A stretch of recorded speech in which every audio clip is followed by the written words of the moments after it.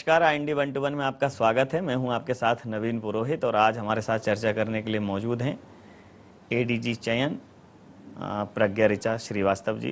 प्रज्ञा जी, आपका IND 24 में बहुत बहुत स्वागत है। Thank you. किसी भी विषय वस्तु में सिलेक्शन बहुत महत्वपूर्ण कंटेंट है। अगर चयन बहुत अच्छा है तो फिर उसके आउटपुट और उससे जो भी होप्स हैं वो फुलफिल करना बहुत आसान हो जाता है। तो पुलिस के चयन में वर्तमान में जो सिलेक्शन का प्रोसेस है उस पर आपकी एक विस्तृत प्रतिक्रिया जानना चाहूँगा। नहीं, आपने बिल्कुल सही कहा। चयन बहुत ही महत्वपूर्ण हो जाता है क्योंकि आप जिनका चयन कर रहे हैं आगे जाके उन्हीं से काम भी लेना है और उनको अपने काम के प्रति समर्पित होना आवश्यक होता है। तो एक एप्टीट्यूड भी आवश्यक है चयन में। अभी जो हम लोगों की प्रक्रिया है वो प्रयास ये हुआ है कि हम जितना ज़्यादा इसे तकनीक से जोड़ सकें, फॉर्म भरने से लेकर के और जो शारीरिक प्रावीण्यता होती है वहाँ तक जितना हम उसको पारदर्शिता लाने के लिए जितना तकनीक का इस्तेमाल कर सकें। और विगत पिछले कुछ वर्षों में ऐसी तकनीकी ऐसी टेक्नोलॉजी आ गई है जिसका हम उपयोग कर पा रहे हैं। तो पूरा प्रयास है, चाहे वो कांस्टेबल की भर्ती हो या सब इंस्पेक्टर की हो या अनुसूचित बल की हो, कि हम मैक्सिमम टेक्नोलॉजी का उपयोग करें और जितनी पारदर्शिता से हो सके और जितने जो एप्टीट्यूड जिनका रुझान है ऐसे लोगों का चयन कर सकें। जी, अभी जो विगत कुछ माहों में जो भर्ती प्रक्रिया हुई उसमें ये पाया गया कि जो महिला अभ्यर्थियों की जो संख्या थी वो अपेक्षा अनुरूप नहीं मिली। उसका क्या कारण मानती हैं आप? ये 2014 और 2015 में भर्ती नहीं हुई, 2013 में भर्ती हुई थी और ये 2016 में पहली बार राज्य शासन ने 33% आरक्षण महिलाओं के लिए कहा, पुलिस में भी हो। तो ये पहली भर्ती थी जिसमें 33% आरक्षण महिलाओं को मिल रहा था। तो एक वजह मुझे ऐसा लगता है ये हो सकता है कि क्योंकि जब हमारा एडवर्टाइजमेंट आया तभी ये बात शायद एक व्यापक रूप से जहाँ तक अभ्यर्थियों तक जानी चाहिए गई कि 33% आरक्षण है। तो प्रचार प्रसार एक जो होना चाहिए या जो जागरूकता होनी चाहिए उसमें शायद कमी रही होगी। और दूसरा, हमारी परीक्षाओं में एक फिजिकल परीक्षा का भी एक बहुत अहम रोल होता है।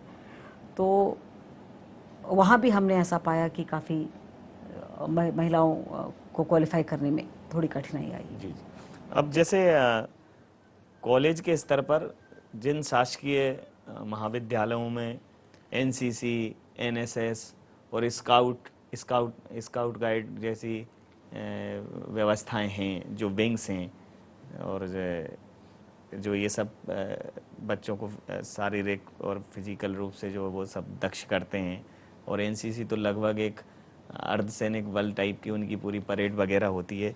तो एक उच्च शिक्षा विभाग के वो छात्र जिनका रुझान ही प्रदर्शित हो जाता है कि वो फोर्सेज में जाना चाहते हैं, जो या कुछ एक्स्ट्रा वो उनकी करिकुलर एक्टिविटीज़ रहती हैं।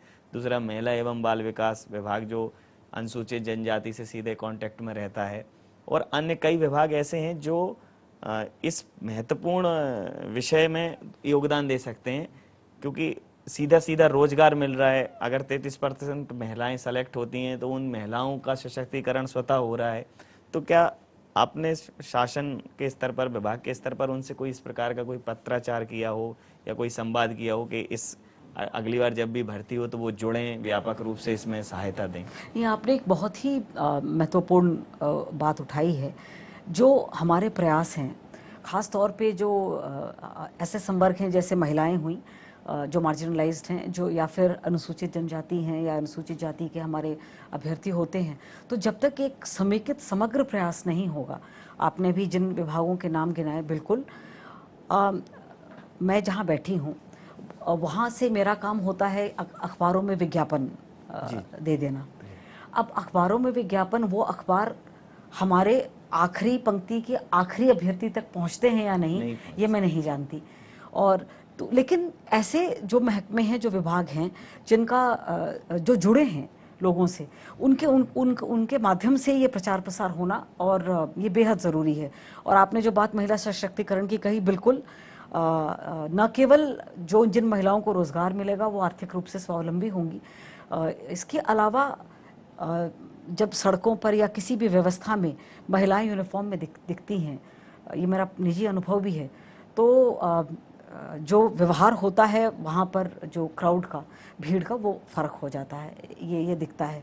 इस बार हमारे पुलिस प्रमुख महोदय ने ये प्रयास किया है कि ऐसा एक सामूहिक प्रयास हो जागरूकता का, कि जो आने वाली भर्ती है, जो अगेन बहुत बड़ी भर्ती है, आरक्षकों की भी, सब इंस्पेक्टर्स की भी, तो उसमें जो महिला बाल विकास विभाग है या फिर उच्च शिक्षा विभाग है, ये इन सभी के माध्यम से हम एक व्यापक प्रचार प्रसार कर सकें और लोगों को जोड़ सकें। और हमारे पुलिस प्रमुख महोदय ने तो एक बहुत ही अच्छा निर्णय लिया है, जो कि हालांकि छोटे स्तर पे, इंडिविजुअल स्तर पे लोग कर रहे थे, लेकिन एक सामूहिक रूप से पुलिस प्रमुख होने के नाते उन्होंने ये डायरेक्टिव दिया है कि यदि कोई भी ग्रुप या अभ्यर्थी महिलाएं हो आएँ और कहें कि हमें ट्रेनिंग दीजिए फिजिकल की, तो हमारा ग्राउंड उपलब्ध कराया जाएगा, चाहे वो बटालियन का हो या फिर ज़िला पुलिस का हो।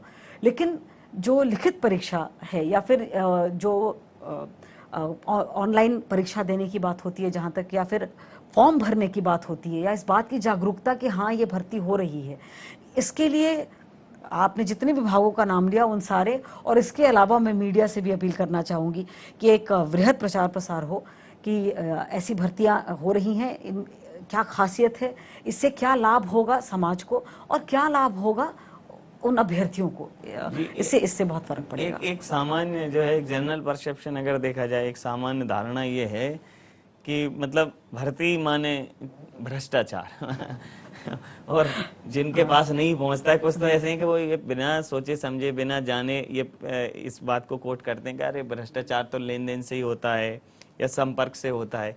तो ये जो प्रक्रिया है, आपने कहा कि एक निष्पक्ष और पारदर्शी प्रक्रिया को स्थापित किया है पुलिस विभाग ने, तो उसमें क्या ऐसा महत्वपूर्ण है जो निष्पक्षता को बहुत महत्वपूर्ण तरीके से प्रदर्शित करते हैं?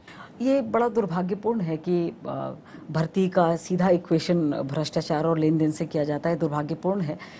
मैं बताना चाहूँगी कि हमारी जो भर्ती प्रक्रिया है उसके जो अहम बातें हैं, जो पिछले वर्ष 14,000 से ज़्यादा का एडवर्टिजमेंट हुआ था और लगभग 9.5 लाख अभ्यर्थियों ने आवेदन दिया था, 6.5 लाख अभ्यर्थी ने रिटन टेस्ट दिया। वो शायद इस संवर्ग का भारत का सबसे बड़ा ऑनलाइन टेस्ट था। तो पहली बात ये कि जो परीक्षा है वो ऑनलाइन है।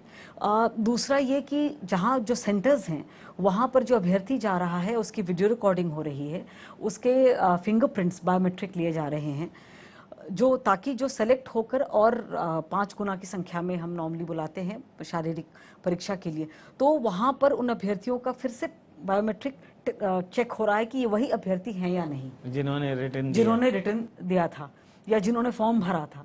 तो एक ये क्रॉस चेक है।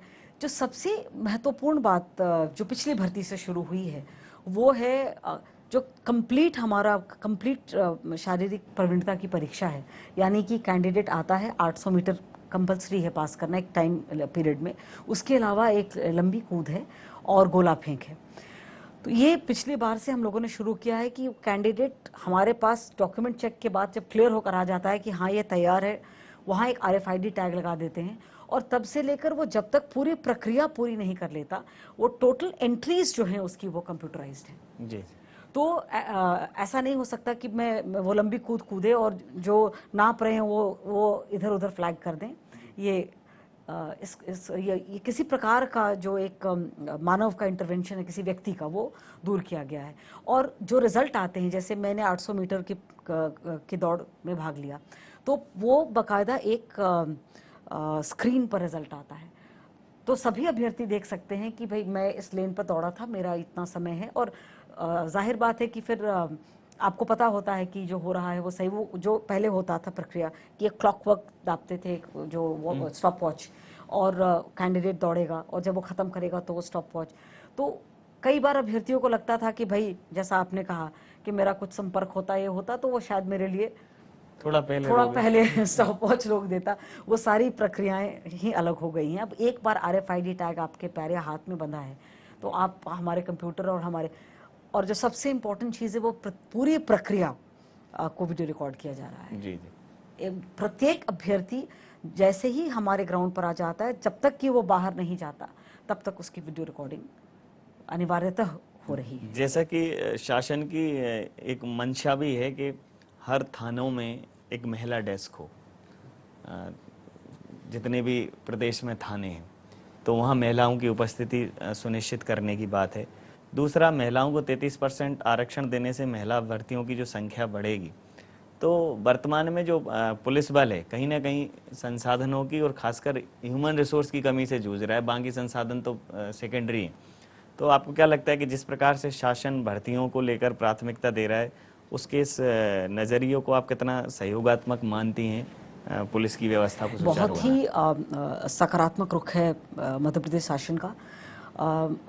हम पूरी की पूरी भर्ती डे 1 से लेकर, अगर मैं गिनूं कि हमारा जब आवेदन आएगा, वो जो एडवर्टिजमेंट आएगा, वहाँ से लेकर फाइनल रिजल्ट आने तक ये पूरी प्रक्रिया 6 महीने में हो जा रही है, जो कि अपने आप में और ये जब तक पूरा सहयोग नहीं हो शासन का या हमारे पुलिस मुख्यालय का अगर सहयोग ना हो तो बड़ा मुश्किल है, क्योंकि इसमें चरित्र सत्यापन भी होता है। इसमें जो मैंने कहा शारीरिक प्रवीणता के टेस्ट अलग अलग जगह होते हैं, तो बहुत ही सकारात्मक रुख है। आपने बात की 33% महिलाओं की और थानों पर उनकी उपस्थिति की, तो ये खुद सोच कर देखिए कि हम हैं तो 50% आबादी महिलाएं, लेकिन क्या 50% कहीं भी दिखती हैं? चाहे वो सड़कों पर हों या दफ्तरों में हों या सिनेमा घरों में हों, कहीं नहीं दिखती। अगर दिखेंगी तो कई सारे ऐसे अपराध जो सिर्फ इस वजह से होते हैं क्योंकि वो सड़क सुनसान थी या वहाँ जितने लोग थे वो सारे पुरुष थे, कम थे, या कई बार लोग ये भी सोचते हैं कि कहाँ हम उलझें। अगर ऐसे स्थानों पर वर्दी में महिलाएं होंगी तो निश्चित तौर पे इन अपराधों में बहुत कमी आएगी। और थानों में भी कई बार जो बच्ची होती है, महिलाएं होती है, परिवार होते हैं, एक्चुअली कोई भी अपराध को हम एक आइसोलेशन में ये नहीं कह सकते कि ये महिला या बच्ची के विरुद्ध अपराध है। वो अपराध समाज के विरुद्ध है, वो समाज का एक अभिन्न अंग है वो बच्ची या महिला। तो जब अगर कई बार हम अपनी बात नहीं रख पाते थाने पर, क्योंकि लगता है कि किसी पुरुष को कैसे बताएं और क्या कहें। महिलाएं अगर होंगी तो ज़्यादा अच्छे से वो सुनेंगी भी, और शायद उनकी संवेदनाएं भी जुड़ी होती हैं, हमारी संवेदनाएं जुड़ी होती हैं महिलाओं से। तो मुझे पूरी उम्मीद है कि जो ऐसी महिलाएं हैं जिनको अपनी बात अभी तक नहीं रख पाई या रखने में झिझक होती है, या अपनी बच्चियों के बारे में, या कई बार ऐसे कई मसले होते हैं जो परिवार में ही प्रताड़ना होती है, तो इस बात को आगे आकर कहना किसी भी महिला के लिए मुश्किल होता है। मुझे पूरी उम्मीद है कि जब और इस भर्ती में लगभग 4400 अभी कांस्टेबल की भर्ती आ रही है, 4400 पद हैं महिलाओं के, बच्चियों के। मुझे पूरी उम्मीद है कि हम 100% भर पाएंगे अगर हमारा जो ये प्रयोग होने जा रहा है कि हम प्रचार प्रसार संबंधित विभागों के माध्यम से भी करें। तो मुझे पूरी उम्मीद है कि हम इन पदों को भर पाएंगे और इससे निश्चित तौर पे फर्क आएगा, अपराधों में ज़रूर कमी आएगी। जी, एक और चयन के बाद, चूंकि चयन करके और एक उचित व्यक्तित्व को पुलिस के सुपुर्द कर देना आपकी जिम्मेदारी है, लेकिन उस जिम्मेदारी से एक कदम आगे और भी कहीं ना कहीं सोचना पड़ेगा। वो ये कि जिस प्रकार से इस विषय में भी शायद कभी आप पुलिस प्रमुख महोदय से आप वार्तालाप करें तो आपके जहन में रहे ये विषय कि जैसे हमारे यहाँ वर्तमान थानों में जो व्यवस्थाएं हैं, तो वो चूंकि महिलाएं नहीं थीं तो अभी तक उनके विषय में सोचा नहीं गया कि वो उनके अनुकूल अभी नहीं है। जहाँ भी व्यवस्थाएं हैं, मतलब करीब 50% से ऊपर थाने ऐसे हैं जहाँ महिलाओं के लिए उस प्रकार की व्यवस्थाएं नहीं हैं। तो जब ये इतना बड़ा फोर्स आएगा तो अब ये मैंडेटरी हो जाएगा कि सेकेंडरी जब ये फोर्स तैनात होगा, पहले जहाँ ट्रेनिंग लेगा वहाँ, और ट्रेनिंग के बाद जब वो फील्ड में जाएगा वहाँ, तो कम से कम वो व्यवस्थाएं भी बहुत ज़रूरी हैं, ताकि जब ये जो महिलाएं काम करें और जब इनका रिस्पॉन्स समाज के पास जाए, इनके परिवारों में जाए। अभी तो ये एक बड़ा फैक्टर है कि कौन अपनी बेटी को पुलिस के उसमें भेजे, कौन इस झंझट में डाले। पहले कोई सॉफ्ट सी नौकरी देखते हैं, टीचर बना देते हैं, बैंकिंग में देखते हैं, अन्य सेक्टर्स में देखते हैं। तो एक बड़ा विषय है कि जो फोर्स आ रहा है वो फोर्स खुद में अपने आप में एक ब्रांड एम्बेसडर हो, कि नहीं हम सिर्फ सिलेक्शन तक नहीं, सिलेक्शन के बाद की प्रोसेस में भी हमें डिपार्टमेंट की तरफ से बहुत उम्दा सपोर्ट मिला है। नहीं, मैं आपको बड़े खुशी के साथ बताना चाहूँगी कि न केवल वर्क प्लेस पे, यानी कि थाना या फिर हमारा जो महिला डेस्क है या जो आउटपोस्ट हैं, चौकियाँ हैं, न केवल उन पर, बल्कि जो पुलिस लाइंस हैं, जो हमारा महकमे का परिवार है, वो भी एक बेहद ज़रूरी बात है कि जो हमारे जो पुलिस कर्मी जब जाते हैं अपना घर परिवार छोड़कर, तो इस मानसिकता से जाएं कि नहीं, मेरा परिवार महफूज है। तो इन दोनों पर ही हमारे पुलिस महानिदेशक महोदय का बहुत ही सकारात्मक नज़रिया है। और मैं आपको बता सकती हूँ कि जो पहला निर्देश उन्होंने दिया महानिदेशक बनते ही, वो यही था कि जितने हमारे जो वर्क प्लेसेस हैं और जो हमारे जहाँ हमारे परिवार रहते हैं, जो पुलिस लाइंस हैं, वो सबसे पहले वहाँ पर ऐसी व्यवस्था हो या ऐसे सिस्टम्स हो, ड्रेनेज का हो या सड़क का है या कम्युनिटी हॉल का है, वो ऐसा हो कि लोग अपने काम को बड़े सम्मानित महसूस कर सकें कि हम इस महकमे के लिए काम करते हैं। तो ये ऑलरेडी इन प्लेस है। शासन द्वारा संपूर्ण राशि भी उपलब्ध कराई गई है, योजना के माध्यम से ये कार्य हो रहा है। मैं ये भी आपको बताना चाहूँगी कि न केवल महिला पुलिसकर्मी के लिए, बल्कि ऐसे महिलाओं के लिए भी जो आते हैं थानों पर, जो आवेदक होते हैं या जो पीड़ित होते हैं, उनके लिए भी अलग से रेस्ट रूम्स बनाना या बैठने का स्थान बनाना, ये फैक्टर इन कर लिया गया है हमारे पुलिस थाना के नक्शे में ही जी। और अब जो नए जितने थाने बन रहे हैं, हमारा एमपी पुलिस हाउसिंग बहुत ही आपने शायद देखा भी होगा, जो नए थाने बन रहे हैं, बहुत ही अच्छा काम, उनका इंफ्रास्ट्रक्चर जो बन रहा है, अब वो उसमें न केवल महिला पुलिसकर्मी या अधिकारी जो काम कर रही हैं, बल्कि जो हमारे पास पीड़ित आ रहे हैं या जो आवेदक आ रहे हैं, उनके लिए भी समुचित व्यवस्था की जा रही है, चाहे वो पेयजल की हो या रेस्ट रूम्स की हो या बैठने की हो। तो मुझे उम्मीद है कि आने वाले समय में ये सब देखेंगे कि अपने आप को गौरवान्वित महसूस करेंगे कि वो इस महकमे का एक भाग है जी। चयन को लेकर, जैसे पुलिस बल के पास अमले की हमेशा से कमी रही है, और अब 33% आरक्षण चूंकि महिलाओं के लिए है, पुरुषों की संख्या में तो इतनी समस्या नहीं आती है, क्योंकि रोजगार के लिए पुलिस में पुरुषों की संख्या बहुत एक लंबी फहरिस्त होती है आपके पास। महिलाओं की कमी के चलते जगह खाली रह जाएं, ये कहीं ना कहीं जब शासन ने वो उनको सैंक्शन किया है, तो ये बहुत महत्वपूर्ण है कि वो पूरी की पूरी जगह एक सक्षम बल के साथ भरी जाए। तो इस बार ये बड़ी चुनौती भी होगी। नवीन जी, मैं आपको बताना चाहूंगी कि जो महिलाओं के लिए आरक्षण है वो हॉरिजॉन्टल आरक्षण है, यानी कि प्रत्येक संवर्ग में 33% का आरक्षण है। और ऐसे में यदि सक्षम अभ्यर्थी नहीं मिलते हैं तो उन पदों को पुरुष अभ्यर्थियों द्वारा भर दिया जाता है। तो इस बार की भर्ती में भी जो अच्छा, ये मतलब वो खाली नहीं छोड़ते, ये खाली हम नहीं छोड़ते। लेकिन इसका ये मतलब हुआ और भी महत्वपूर्ण इसलिए हो जाता है कि यानी कि ये महिलाओं को आगे आकर और संस्थाओं को, सभी को मिलकर ये प्रयास करना होगा कि इन पदों पर जिनका हक है उन्हीं को मिले। ये और भी महत्वपूर्ण हो जाता है, क्योंकि हम ये बैकलॉग नहीं होता। जैसे अनुसूचित जाति, जनजाति और ओबीसी के पद जो हैं, अगर नहीं मिलते सक्षम अभ्यर्थी तो वो अगले बैकलॉग हो जाते हैं। लेकिन जो हॉरिजॉन्टल रिजर्वेशन है, उसमें फिर वो उसी संवर्ग के पुरुषों द्वारा भर दिए जाते हैं। तो मेरी तो आपके चैनल के माध्यम से अपील है सभी ऐसे अभिभावकों को जिनको मानसिक रूप से कहीं ये बात है कि नहीं, बच्ची को पुलिस में नहीं जाना चाहिए, मैं अपील करूंगी कि ये इससे अच्छा महकमा बच्ची के लिए हो नहीं सकता। वो जब वर्दी लगाकर आपके सामने जाएगी तो आपका भी सर गर्व से उठ जाएगा, ये मैं बता सकती हूँ। और बहुत बड़ी भर्ती है, जितनी हम प्रयास यही होगा कि जो सक्षम अभ्यर्थी हैं उन्हीं से भरा जाए। और निश्चित तौर पे महिलाएं अगर नहीं ही मिलेगी तो वो पद खाली नहीं रहेंगी जी। एक और, जैसा आपने कहा था कि एडवर्टीजमेंट से लेकर और उनके चयन के अंतिम चरण तक 6 महीने तक वो कहीं ना कहीं विभाग के संपर्क में रहते हैं। तो इन 6 महीनों में ऑब्जर्वेशन उनके ऊपर रखना, वो एक बड़ी जटिल प्रक्रिया होती होगी, कैसे उनको कांटेक्ट में रखते हैं कि इतना बड़ा वर्क जो है नहीं, वर्क एक्चुअली तो हमारा जो दूर संचार है उसकी वजह से अब सबके पास मोबाइल्स, तो हमारे पास जब जब फॉर्म भरा जाता है तो मोबाइल नंबर भी ले लिया जाता है।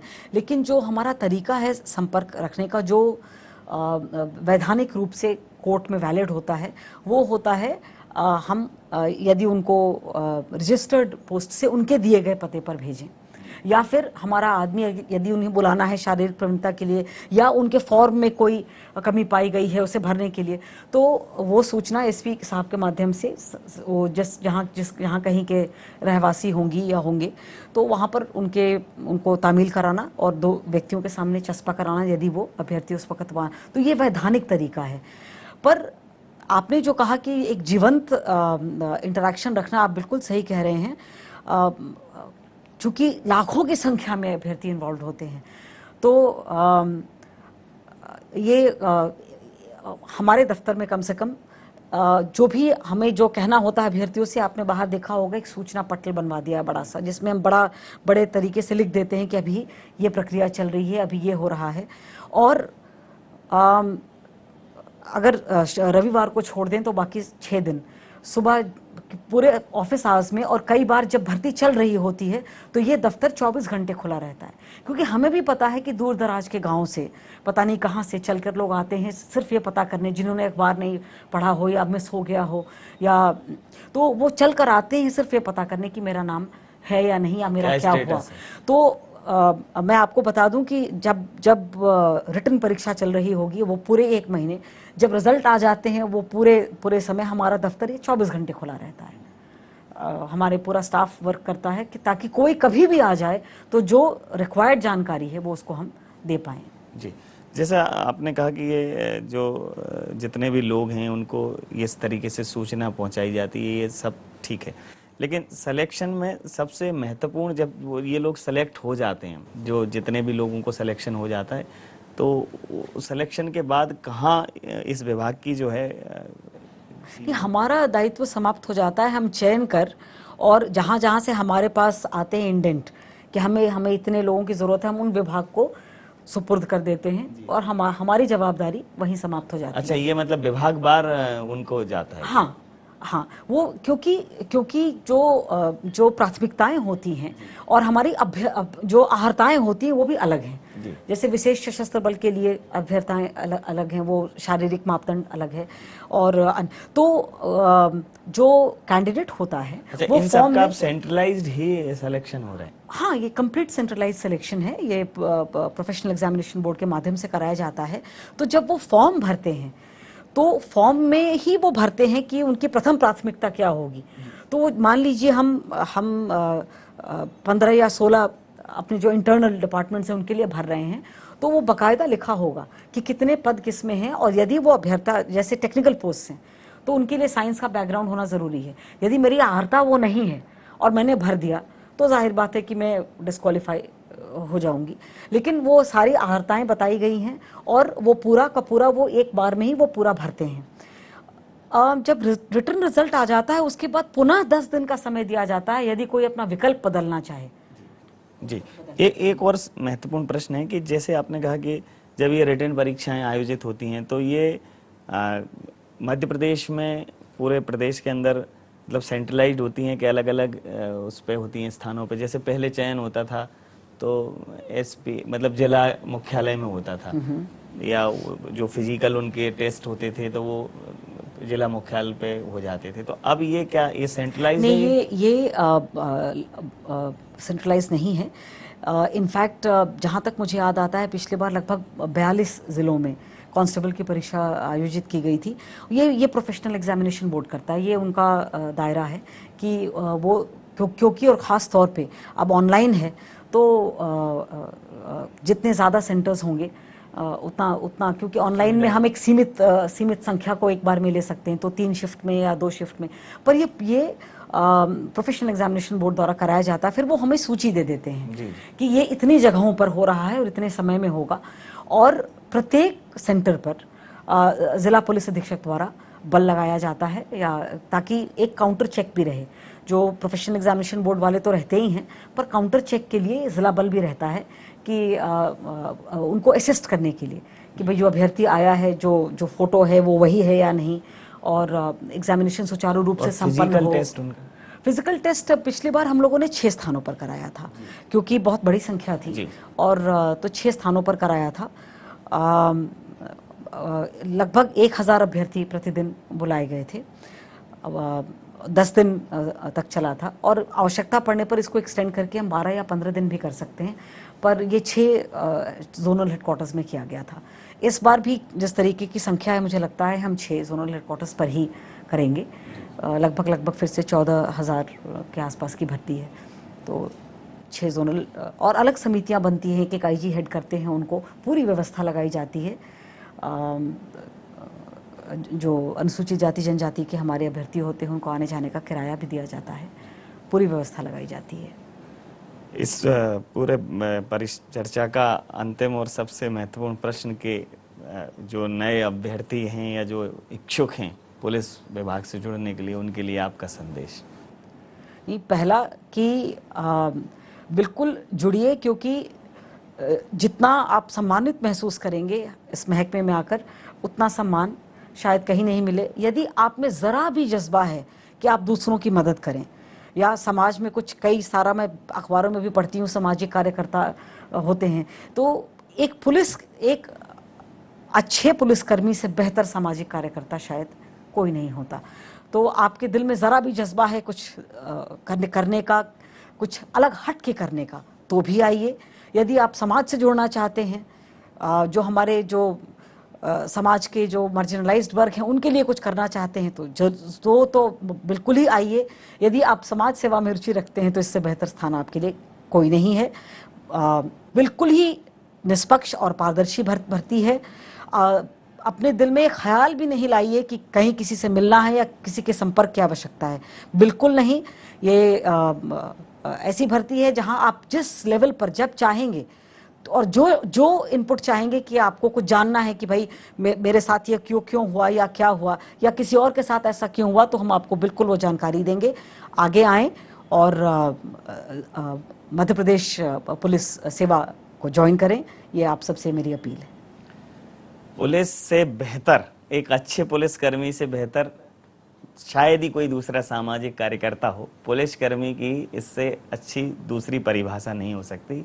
अगर आप अपने समाज के लिए, अपने राष्ट्र के लिए, अपने घर परिवार के लिए, अपने आत्मसम्मान के लिए कुछ बेहतर करना चाहते हैं तो पुलिस महकमा एक बहुत अच्छा प्लेटफॉर्म है। और अब जब चयन की प्रक्रियाएं इतनी निष्पक्ष और इतने व्यापक तौर पर हैं, तो निश्चित रूप से मध्य प्रदेश के पुलिस को एक दक्ष, कौशल और पारंगत अमला मिलेगा, ऐसी मेरी शुभकामनाएं। आपका बहुत बहुत धन्यवाद, बहुत बहुत आभार हमारे साथ चर्चा में शामिल होने के लिए।